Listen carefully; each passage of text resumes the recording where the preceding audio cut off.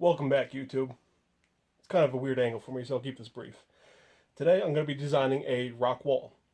The parameters are it has to be movable, 10 foot tall, and 8 foot wide. So, I want to turn this blank drafting board and end up with into this general set of plans right here. Now, I know it doesn't look like a whole lot, but when you see me sketch everything out here, you will notice that there is a significant amount of commentary along with just drawing lines on a piece of paper. This is how I work things out before I do them on things that I don't want to just wing.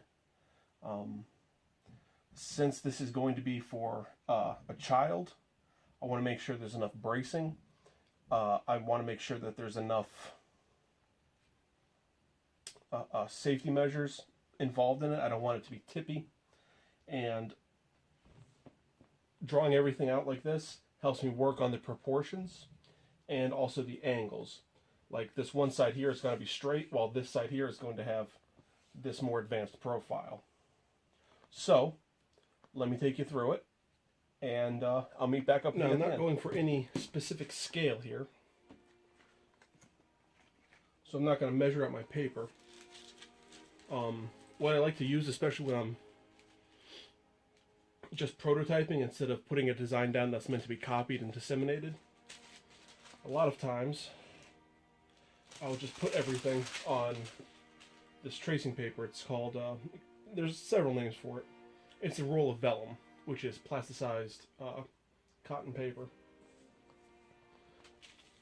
Very thin, very fragile, very transparent. A lot of architects, though, call it talking paper. It's a very good reason for that. In my line of work,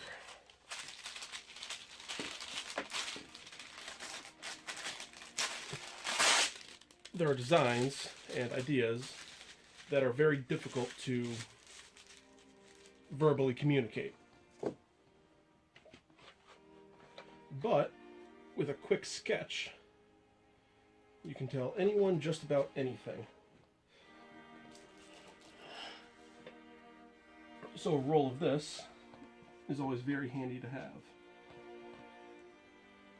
Try and line up the bottom edge.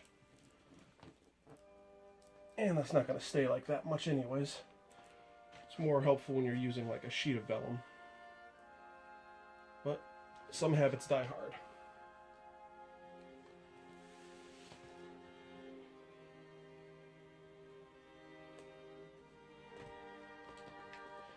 I'd love for you to tell, or I'd love to be able to tell you guys who this project is going to be for and why. However, I don't want to ruin the surprise, and I have a suspicion that they browse my channel from time to time. So, unfortunately, you guys have to be in the dark to that, at least for now. Once the whole thing's built and constructed and given away, of course I'll tell you. Actually, hopefully, you'll see me giving it away. To me, that would be a very great honor, I guess, I'd say.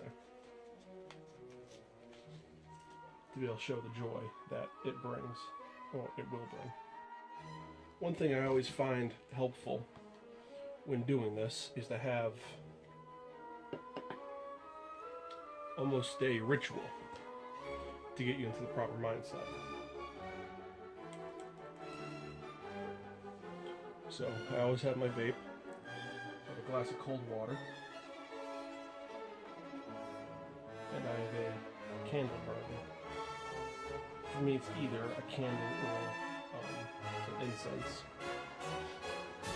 Now, since I want to do 10 foot tall, ideally, I'll draw this as big as I can.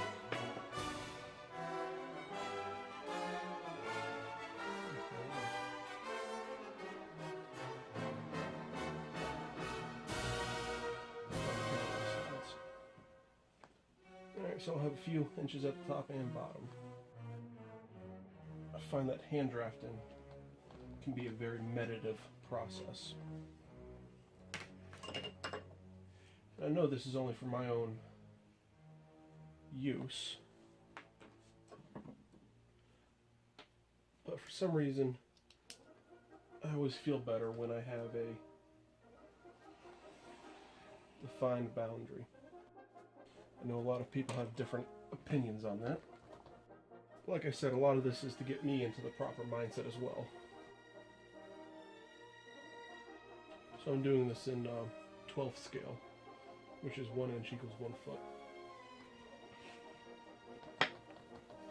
So the main supports are going to be 4x4 poles, which are 3.5 inches square.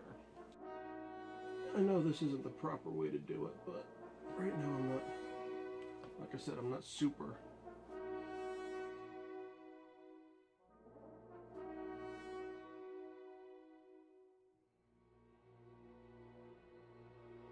Also, I don't have to be super precise because this is all going to be made with store-bought lumber. So, however the lumber comes, is how I'm going to have to do it. So there's going to be some adjusting one way, back and forth anyways. Now for the main structure, I want to use this here as a 4x4. And this here is a 4x4. This here is just a support, which will be a 2x4. But this is 3.5 inches square. This is 1.5 by 3.5. So I want this rock wall to have two different sides to it. I want to have an advanced side and an basic side for a younger person. So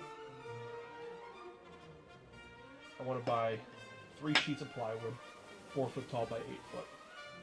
So on the easy side, it's just going to be a vertical expanse. Halfway over, though, I want to have a bump out. So I would start that bump out.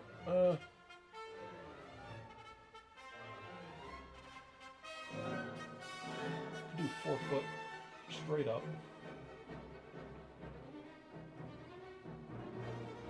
Then I could take 4 foot and lean it out a little bit. And 4 foot at the very top and really lean it. So it'll go something like that. The straight up and down section doesn't really need to be designed. It's done. The lean section, however, has to be designed.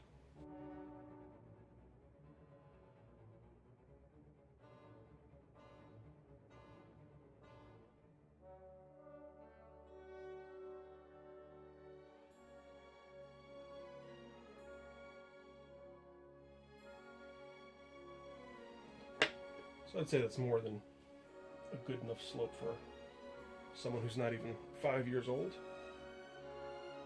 Now, however, here's the crux of it. How do you make a support structure for that?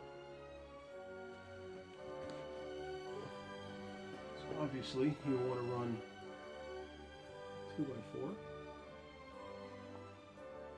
across the back side.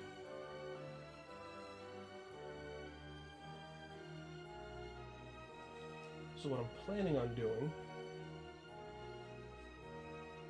well, it's basically the same thing here and here. I want to provide a lap joint that I can glue and screw together. And this will all have to be assembled there.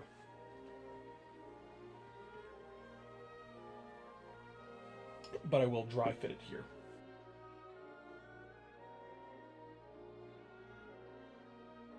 The same finial I have on my shelves over here, I want to put over here, just as a little added decoration, I guess. Make it look a little bit nicer. Now this rope here, I'm going to, in the future, buy a small harness. So that I will be able to, hook him up before he gets good at bouldering. And I can, take him through everything there. This side, I don't think he'll need it. It's only 10 foot straight up. Very, very small chance of falling. This side, much more advanced. Maybe I'll buy a crash pad in the future.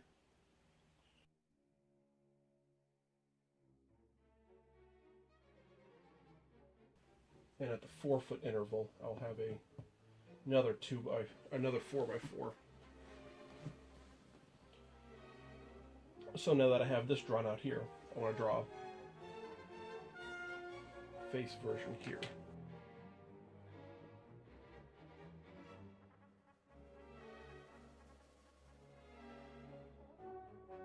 Now, I want these 8 foot marks to be the center line for this. So this will actually be the extent of the plywood here. So what I'll do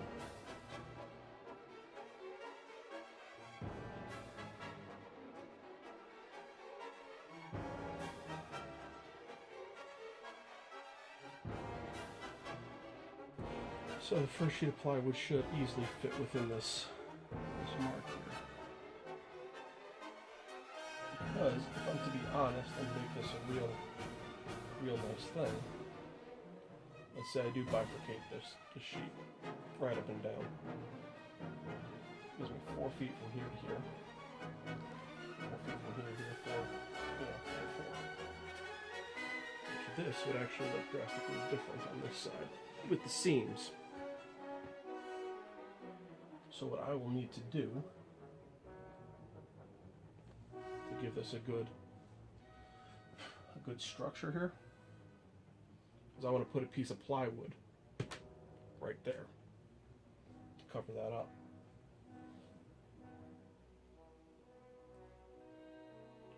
Just so that if he does end up falling or something, he doesn't get his arm trapped in there. That would be very unfortunate for both myself and him, because I'm sure his mother would kill me. So, what to do?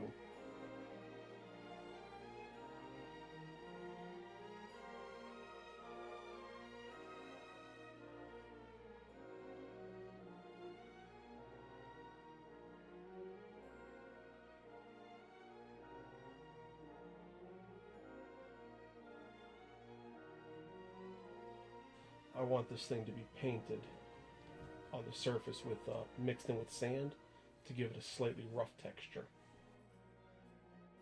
And I believe with the extra from the 2x4s, what I'll do is I will put a brace here and a brace here. Let me draw that in now. Well guys, what'd you think? I know this isn't the most exciting video I've ever done, but I think when you see this come to fruition, you will be a little bit more impressed and understand why I have to sketch it out first.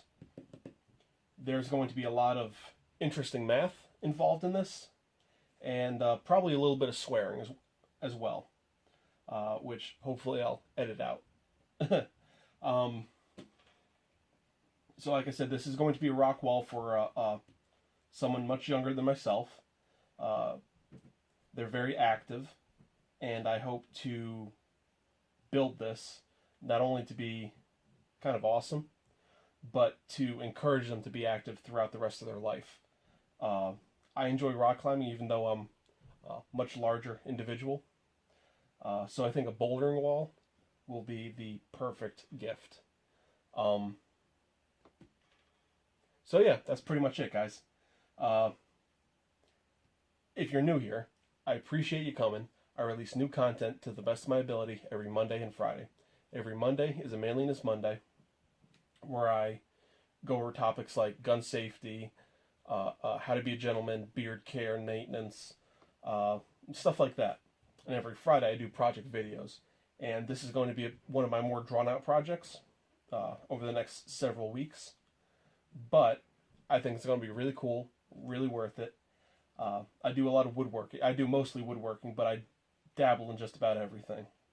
So guys, please like, comment, subscribe, and hopefully I'll see you next time. Bye. Oh, and thank you for helping me make a better world, one kerf at a time. See ya.